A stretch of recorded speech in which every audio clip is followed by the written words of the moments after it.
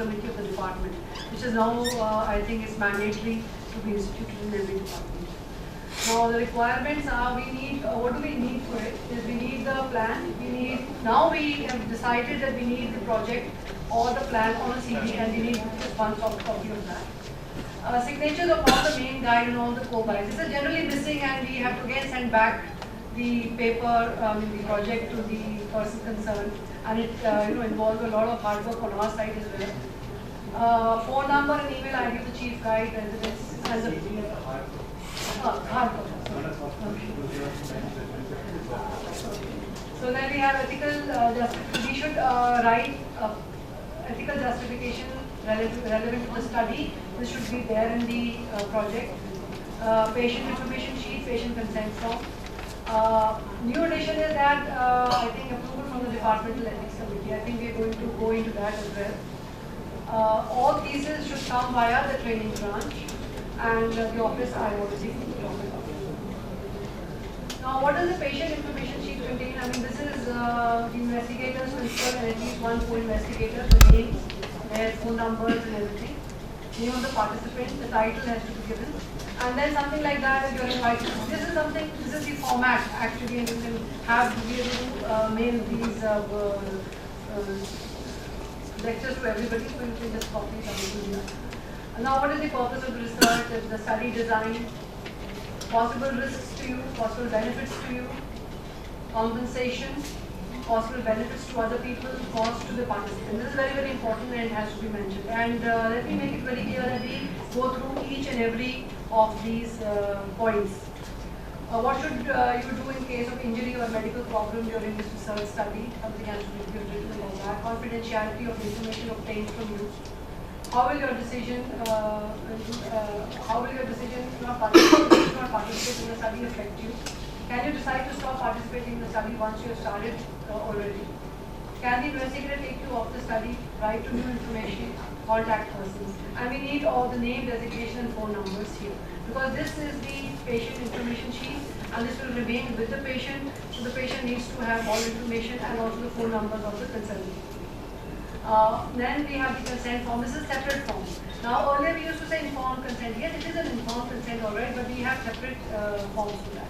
So this is the consent form which has to be again signed by everybody and witnesses as well. Then ethical justification. Now there is a lot of misconception about ethical justification, and we have a lot of problems, and we keep sending back, please write ethical justification relevant to your study. Now I've just given a few examples, an example here. Like whatever project or plan or study that you're going to conduct, first you have to write something about that particular study. It is just not an Helsinki declaration. What we get generally is just, cut, copy, paste Helsinki declaration. So that is not what is needed here.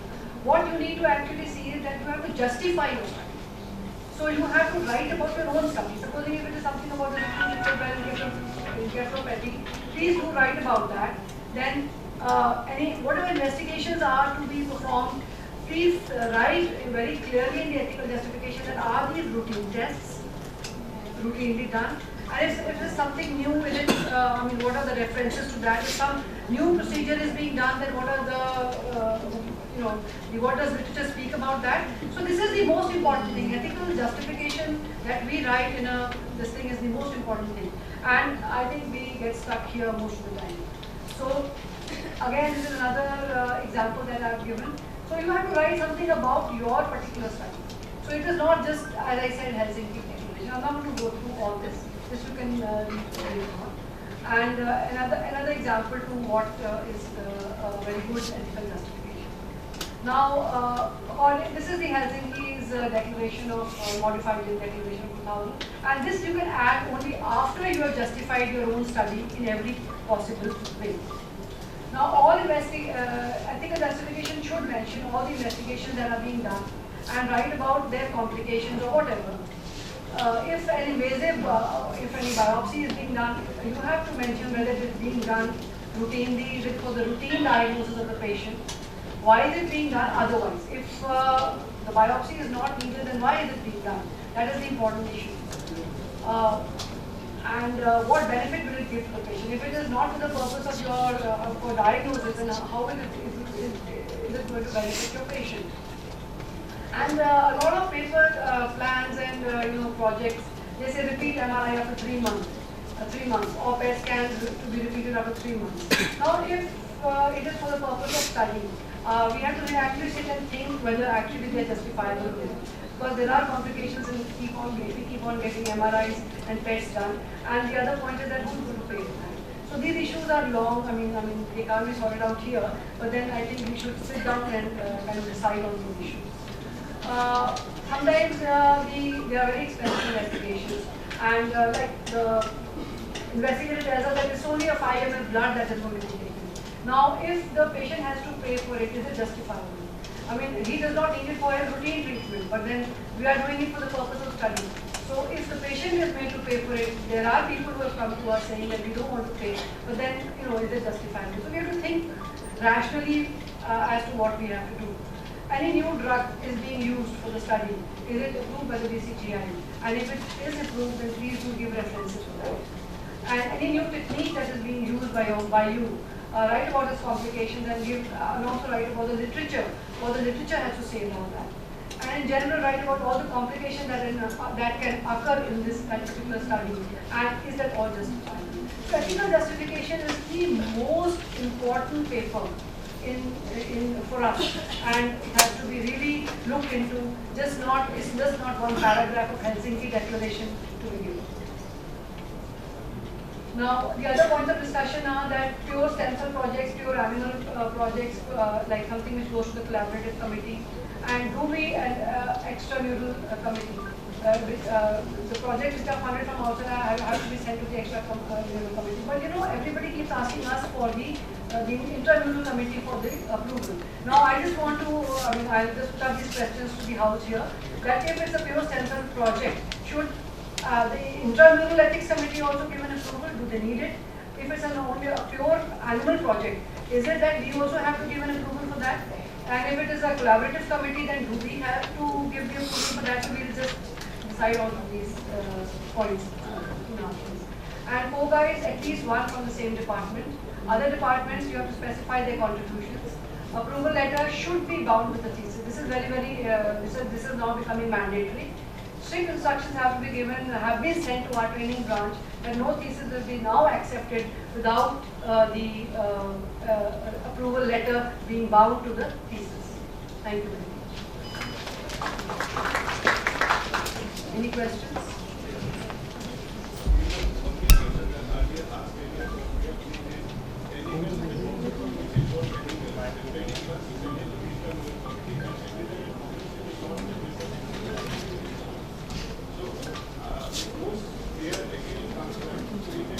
It takes a lot. Yes. Yes.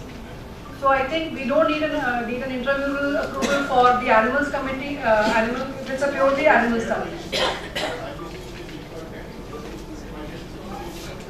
So I think then the person who is the PI should mention very clearly that this is just an animal study and should be sent only to the animals ethics committee. Yeah, that is right. We get it, and actually, when we are taking up these protocols, the clerk is not, she is not fit enough to understand all these things, and we don't go and we don't take it ourselves. So that is the problem. So I think it is the PI who can do that. Hello. Okay. I have got a couple of questions. First of all, it is surprising that there is no slot placed for the Stem Cell Ethical Committee, which is also existing in the institute. I said only pure stem cell projects. No. What I am telling you, there is no slot placed today's discussion. Sorry. So the confusion arises here is like, if I am going to use the umbilical cord blood stem cells, whether that project will opt for the institutional ethical clearance or stem cell clearance. Stem cell. And the second thing is, like, sometimes we use animal and also we use the animal stem cells. So that time, do we have to take the both clearance from stem cell? Yes, definitely. So even for human experiments,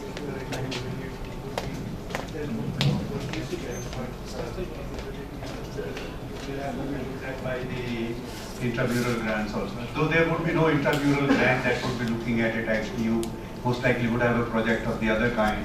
But this is actually related to, if it is related to patient interventions, it needs to be looked at by us. I think we need, again, we should write these questions down and then frame policies rather than discuss them here. You're right, sir. Actually, what we do is we say, okay, send this project to the stem cell committee, and then what happens is that they take an approval from the stem cell and they send it back to us, and then again we give our approval. So actually, that takes a lot of time. So we have to sit and decide as to what should be the format.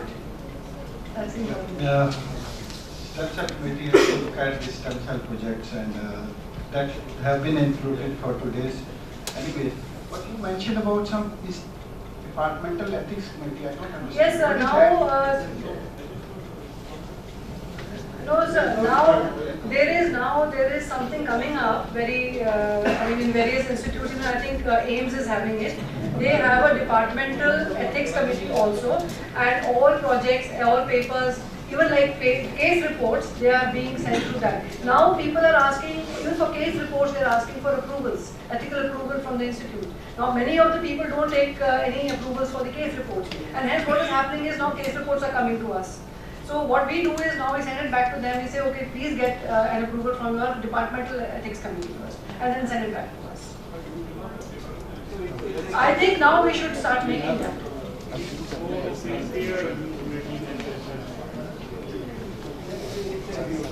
It's a review committee or a departmental committee. Is there any notification to this effect that every department needs to have? Certain publications, like I said, like case reports, or like people have already written some papers, they don't have their approvals. Even they send us papers already, proper papers are being sent to the internal committee. So at that time we really don't know what to do. So what we ask is that please get your approval from the departmental ethics committee. I think every department should have this kind of a committee. It is now coming into the norms actually.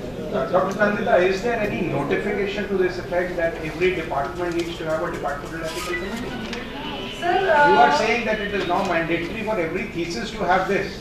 But is there any notification that every department? Sir, I have not seen any such notice. No, sir, I'll look up the notice. Yeah. But I have not seen any such notice. It saves a lot of problems actually, sir. So a lot of institutes are now having that. No, but see, in your presentation, right. In your presentation you say it's mandatory for every thesis to have this. Sir, but if now there is no notification, I don't know if we there is will use the notifications. We'll send it. Dr. Nandita, I see there are two committees, IEC intramural and IEC extramural. But if you look at the protocols of these two committees, like one for have the different format, another has, why don't we have a common format? The only difference is that one is looking into intramural project and one is looking at the extramural. Just clear.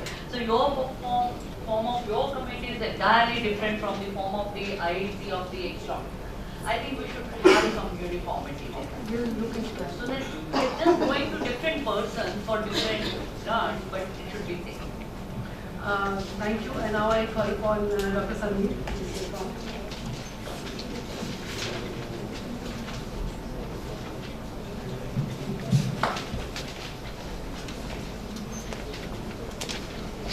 Cannot collect any data or analyze any data without the approval of an ethics committee. It can be animal, intramural, extramural, whatever, but you cannot collect data which you are collecting for the purpose of research.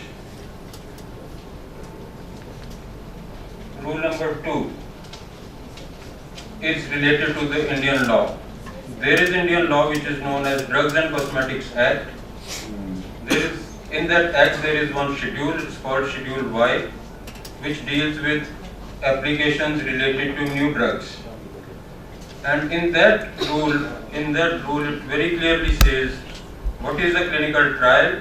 It's a systematic study of new drugs in humans.